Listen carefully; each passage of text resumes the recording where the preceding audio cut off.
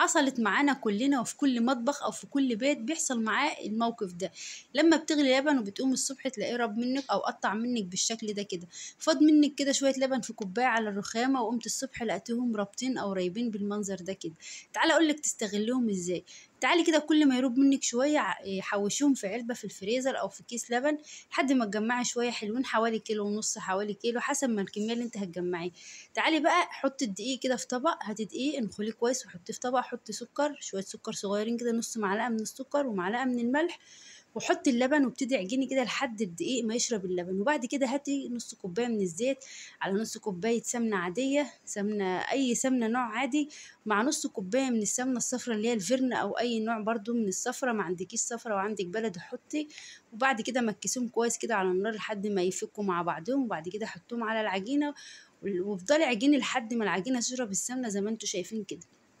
قطعي بقى، سيبي العجينه ترتاح حوالي ربع ساعه، وبعد كده قطعيها 10 دقايق ترتاح، وبعد كده بططيه وحطيه في الفرن، يكون الفرن درجه حراره متوسطه، ولا هاديه أوي ولا عاليه أوي. وبعد كده بططيه وحطيه في الفرن زي ما انت شايفه.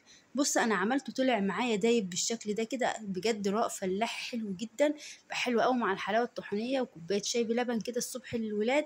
تقدري تعملوه تحطيه في كيس في الفريزر عندك لاي وقت حابه تاكلي، تجاتي بالليل جوعتي، سندوتشات الصبح للفطار، مغذي جدا وطري وفوائده عاليه جدا. وبسم الله ما شاء الله زي ما انتم شايفين طلع بالحلاوه والجمال ده، نفس طعم الفطير وذوبان الفطير كده، وطلع دايب وحلو قوي. يلا قوموا متكسلوش واعملوه. لو انت ما عندكيش لبن رايب هاتي برضو لبن حليب واعمليه بديل اللبن الرايب، بيبقى حلو جدا. ولو ما عندكيش لبن جمسي حطي لبن بقري برضو بقى احلى واحلى. شايفين الحلاوه والجمال، شايفين الذوبان، بجد طلع حلو جدا. يلا يا حبايبي قوموا جربوه، ولو عجبكم الطريقه وعجبتكم يعني شكله الرقاق ما تنسوش تقولوا رايكم في الكومنتات، وشاركوا الفيديو عشان الكل يستفيد ويوصلكم كل حاجه جديده.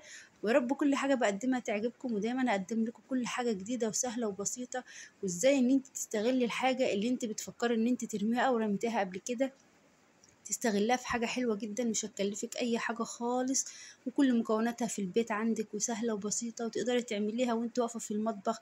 لو ما عندكيش فرن حطي صينية على النار، بس ارفعي الصينية من على النار بمسافة كده يعني حوالي 10 سنتي، حطي الصينية مثلا على كزرولة أو حلتين صغيرين كده، ترفعي الصينية شوية وابتدي بططي الرقاق وحطيه على ظهر الصينية. وبعد كده قلبيها واحدة واحدة لحد ما تحمر معاك وتطلع بالشكل ده كده. متنسوش تقولوا رأيكم، بجد طلع تحفة وطعمه حلو جدا ودايب جدا. شايفين الحلاوة، انا مش عايزة اقول لكم انا مش قادرة ابطل اكل فيه. بس يلا بألف هنا وشفا، ويا رب كل حاجة بقدمها تعجب. وعلى فكرة تقدروا منه برضو تعملوا قرص طرية حلوة كده، بتبقى تخينة كده شوية وملزلزة، بتبقى حلوة قوي مع اللانشون مع الجبنة مع اي اكل انت حابة تاكليه، مع كوباية شاي بلبن، مش محتاج حاجة جنبه